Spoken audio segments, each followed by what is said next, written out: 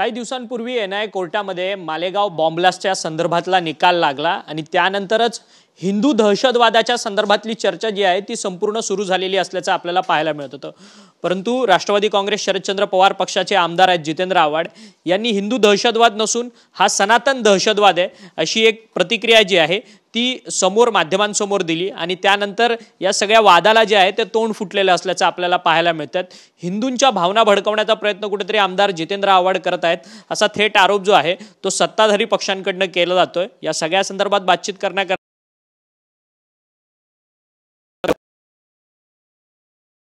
सनातन दहशतवादी पहिली गोष्ट मी मालेगाव बॉम्ब ब्लास्ट वरनं बोलतच नव्हतो,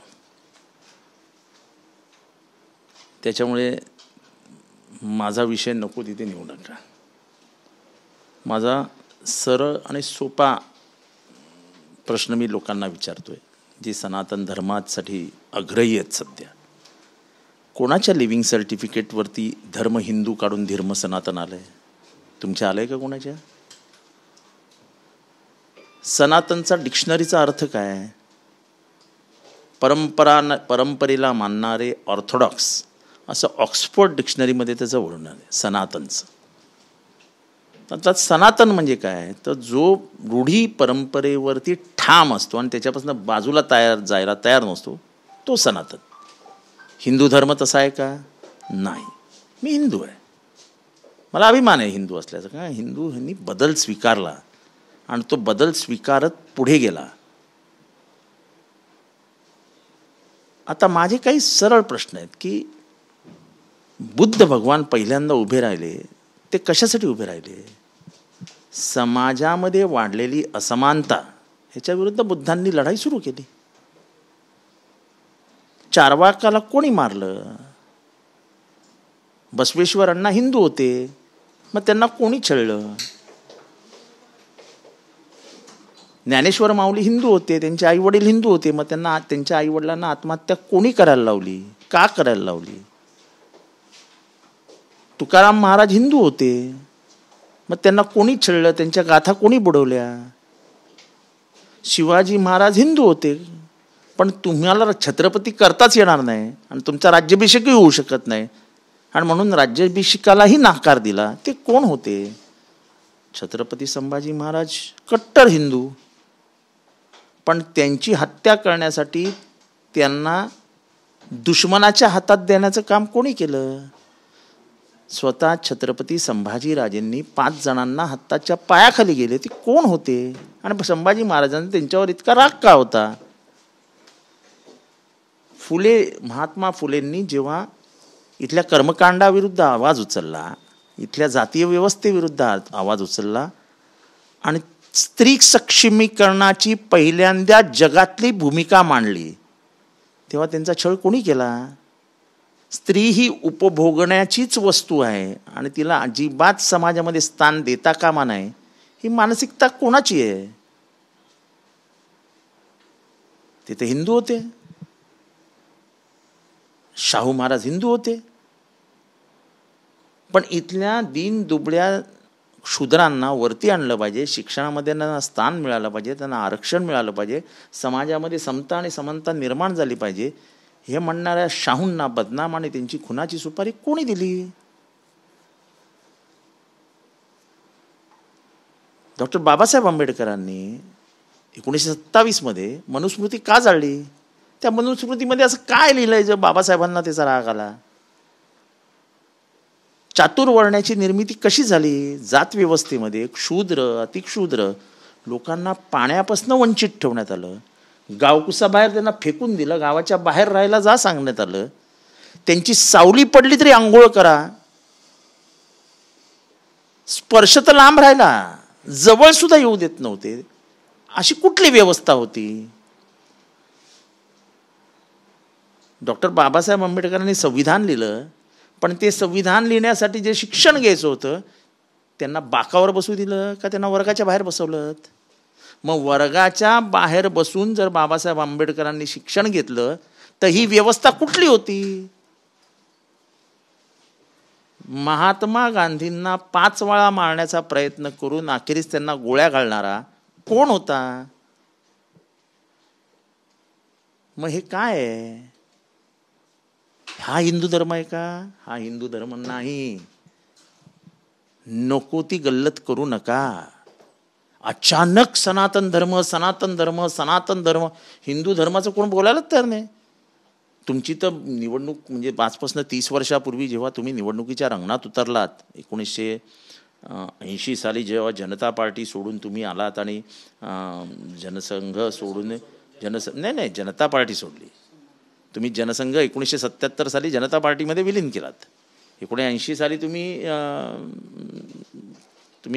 भारतीय म्हणजे BJP स्थापन केलीत आणि 1990 साली बाबरी मस्जिदीनंतर गर्व से कहो हम हिंदू आहे वगैरे वगैरे वगैरे सुरू झालं. आता तुम्ही काय बदलणार आहात? घोषणा बदलणार आहात? गर्व से कहो हम सनातन आहे म्हणणार आहात?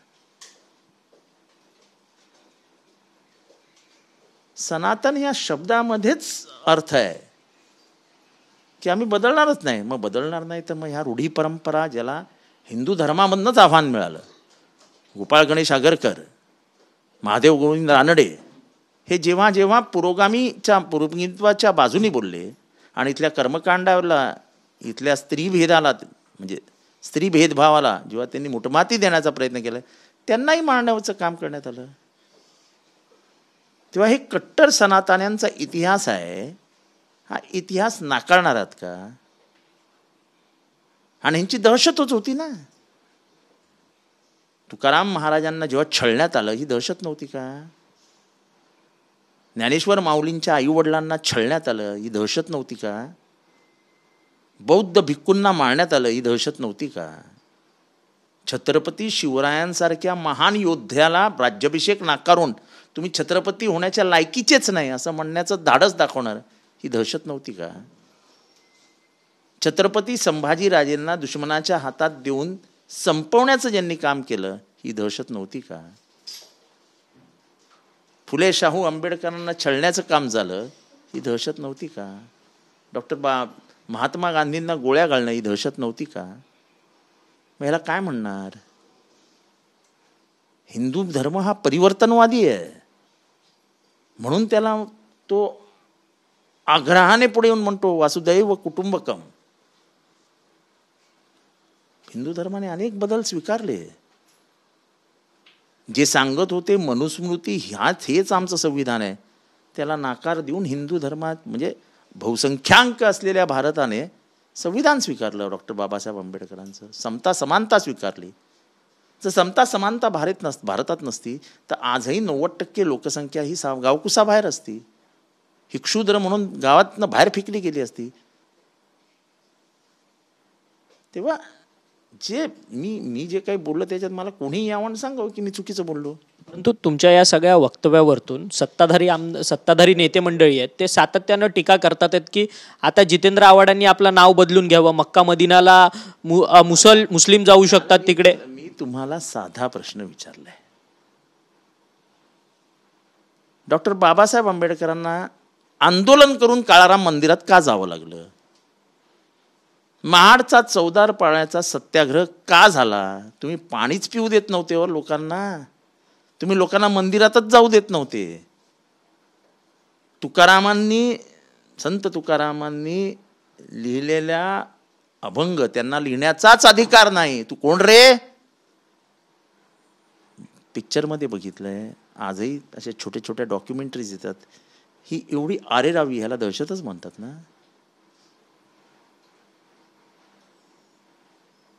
बसवेश्वर अण्णांनी पहिल्यांदा कर्मकांडाविरुद्ध ते उभे राहिले. स्त्री स्वातंत्र्याची भूमिका त्या काळात 11व्या शतकात त्यांनी घेतली. त्यांचे काय हाल केलेत?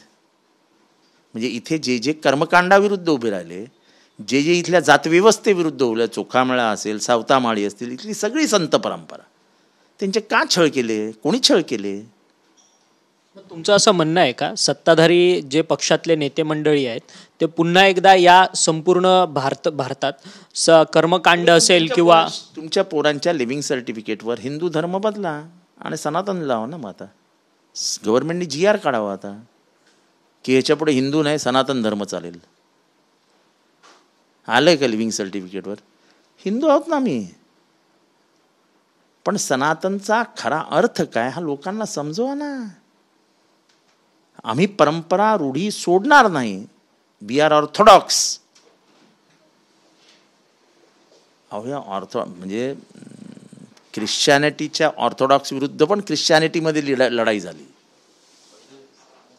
रूढी परंपरा बदलून नवीन मार्ग स्वीकारावा लागतो. हा जगाचा इतिहास आहे. जर आपण रूढी परंपरा सोडल्या नाहीत तर तीच जात व्यवस्था, तेच स्त्रियांना नाकारणं, तेच गावकुसाबाहेर जाऊन घरं बांधणं, तेच स्पर्श करू नका याचा आदेश येणं, तेच देवळात जाऊ नका अशी बंदी येणं, हे सगळं मान्य आहे का? या विचारलेल्या प्रश्नांची उत्तरं द्या ना. नुसत्या शिव्या देऊन काय होणार नाही. तुम्ही आता त्यांना आजही शूद्रांना जगता येतं का? पार पुण्याला काय केलं, पुण्याला कशा शिव्या दिल्या त्या पोरींना, तू महाराची आहेस, तू मांगाची आहेस. अजून आजही आपल्यातली जात मरत नाही. कुठनं आली ही जात? कोणी निर्माण केलंय? कुठनं आली जात व्यवस्था या समाजामध्ये? कुठनं आले हा ओबीसी नावाचा वर्ग? काय छळ झाला अनेक वर्ष ओबीसींचा? आज भारतामध्ये किंवा माझ्या घराचं उदाहरण देतो. शिकलेली माझी दुसरी पिढी आहे. आधीच्या पिढ्या काय होत्या? आधीच्या पिढ्या हमाली, वेडबिगारी, शेतामध्ये मजुरी, ह्याच्यातच आयुष्य गेलं आमच्या लोकांचं. माझ्या घरातलं उदाहरण देतो. मी दुसरी पिढी आहे. शिक्षणापासूनच तुम्ही 90% समाजाला वंचित ठेवला. हे तर बाबासाहेब आंबेडकर आले म्हणून हा देश इथपर्यंत पोचला. सुधारणावादी आगरकर होते, सुधारणावादी रानडे होते, सुधारणावादी कर्वे होते, म्हणून भारत इथपर्यंत पोचला. त्या महिलांचाच प्रश्न घेतो, मुलींचा. काल पुण्याच्या आयुक्तालयामध्ये रात्रभर त्या मुली ज्या आहेत त्या उभ्या होत्या. पोलिसांनी केस तरी घेतली का? एरवी आम्हाला सांगताना सुप्रीम कोर्टाचा निर्णय आहे ललिता कुमारीच्या जजमेंटमध्ये की जो येईल त्याची तक्रार घ्यावीच लागते असं पोलीस आम्हाला सुनवतात. त्या पोरी गेल्या तर त्या पोरींची तक्रार घ्यायला तयार नाही पोलीस. मग ललिताची कुमारीची जजमेंट त्यांना लागू होत नाही का? ललिता कुमारीचे जजमेंट आहे, FIR जो येईल तो घ्या. आमच्या विरुद्ध जेव्हा FIR होते तेव्हा आम्हाला सरळ सांगतात, नाही साहेब काय करणार हो, ललिता कुमारीचे जजमेंट आहे ना सुप्रीम कोर्टाची, मग ही ललिता कुमारी जजमेंट तर घ्या ना FIR. त्या खोलीमध्ये त्या मुलींसोबत असा प्रकार घडलाय. पुणे पोलीस मात्र त्या मुलींना पत्र देते की या सगळ्या संदर्भात अजून तथ्य नाही आहेत असं देखील म्हणते. तथ्य ती सांगेल किंवा कोणीही सांगेल तर ती तक्रार घ्यावीच लागते असं सुप्रीम कोर्टाचा. नंतर in the process of inquiry तुम्ही काही करा. हे माझ्या बाबतीत घडलंय ना. माझ्यावरती 354चा जेव्हा गुन्हा दाखल केला ठाणे पोलिसांनी तेव्हा मला काय सांगितलं, नाही साहेब कसं आहे की सुप्रीम कोर्टाचं ललिता कुमारीचं जजमेंट आहे आणि त्या जजमेंटनुसार आम्हाला गुन्हा घ्यावाच लागेल, समोर स्त्री आहे. मी माझं उदाहरण देतो ना, कशाला पाहिजे जगाची उदाहरणं. मग आता काय झालं? असं नाही चालत. बोलणारा देशद्रोही, बोलणारा धर्मातनं ह्या बहिष्कृत करा, आता ह्यांनी धर्मच बदलायला पाहिजे. मी विचारलेल्या प्रश्नांची 2 प्रश्नांची उत्तरं द्या ना. शिवाजी महाराजांना राज्याभिषेक का नाकारलात?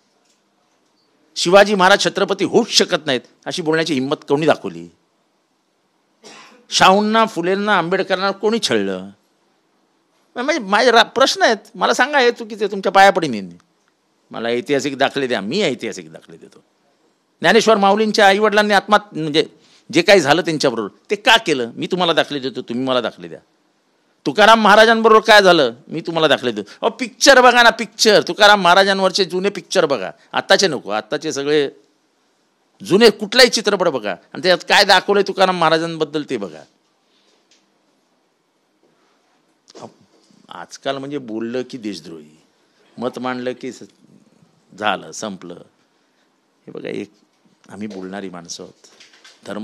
धर्म स्वातंत्र्य आहे. राईट टू रिलिजन हा संविधानाने दिलेला अधिकार आहे आणि तो धर्म एक्सप्लेन करणं हा आमचा अधिकार आहे. तुम्ही हिंदू धर्म आणि सनातन धर्म मिलावट करू नका. आम्ही हिंदू आहोत, आम्ही सनातनी नाही. तुम्ही बोलतायत ह्याच्यावरतून पण तुम्हाला अनेक धमक्या येतात. मरायचंच आहे ना आज नाहीतरी उद्या. देवाने जीभ दिली आहे, थोडंसं थोडंसं बुद्धी पण दिली आहे, थोडीशी दिली आहे ना, वाचतो ना आम्ही. मी जो लॉजिकल प्रश्न विचारतो हे इलॉजिकल आहे असं म्हणून मला कोणीतरी गप्प बसवावं ना. माझं आव्हान आहे, चला कोणीही यावं. माझे जे 10 प्रश्न आहेत त्या 10 प्रश्नांची उत्तरं द्या. जास्त नको मला उत्तरं पण नको, मला 10 प्रश्नांची उत्तरं द्या. तुम्ही सावित्री माईला शेणगोटे का मारलेत?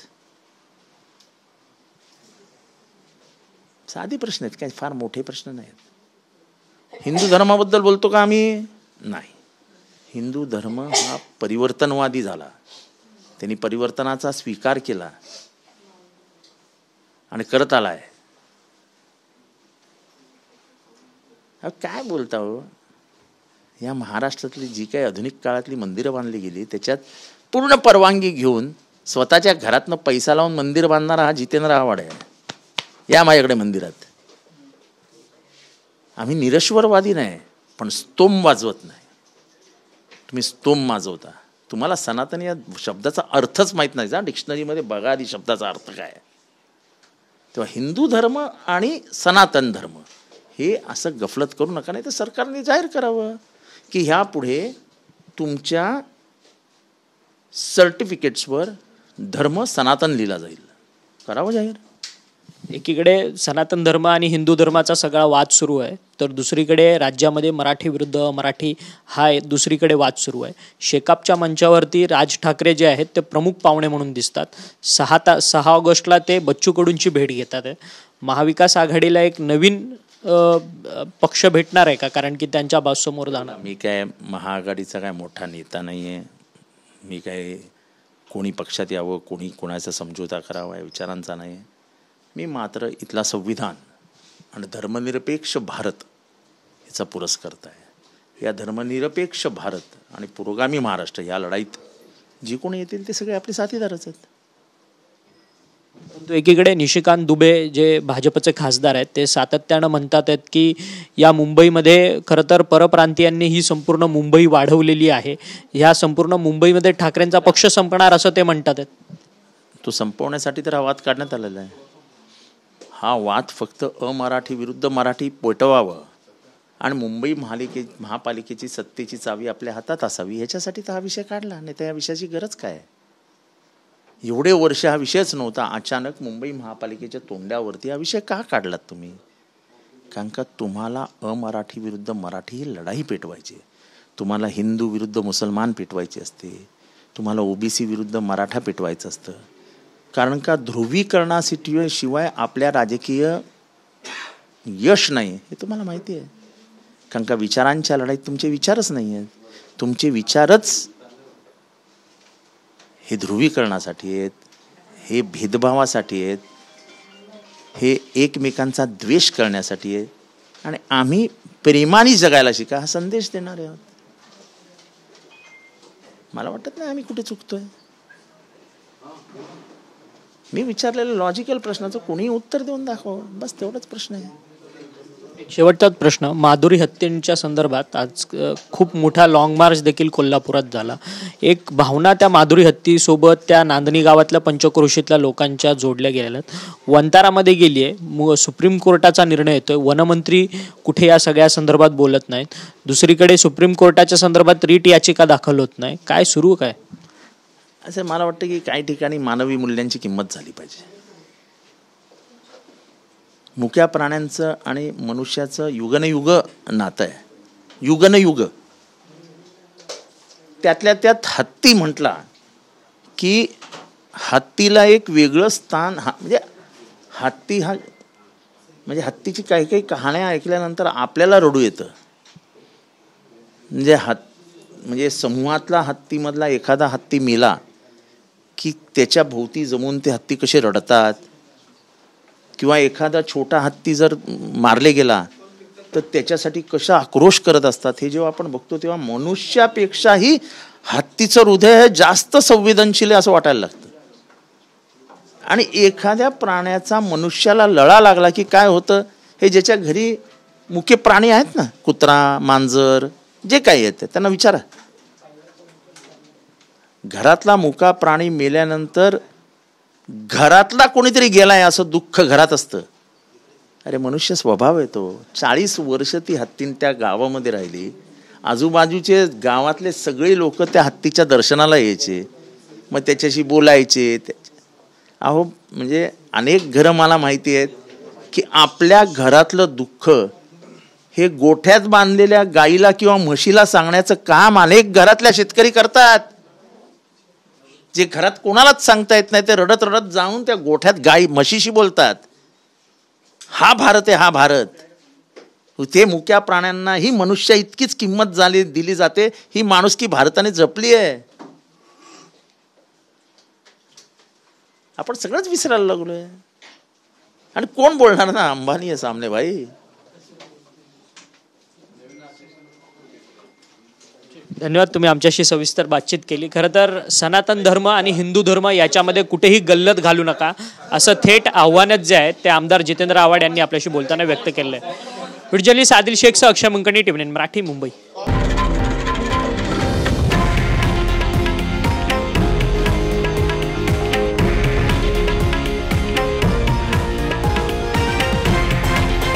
हे आहे देशातील नंबर 1 न्यूज नेटवर्क आणि आपण पाहत आहात टीव्ही 9 मराठी, एकमेव.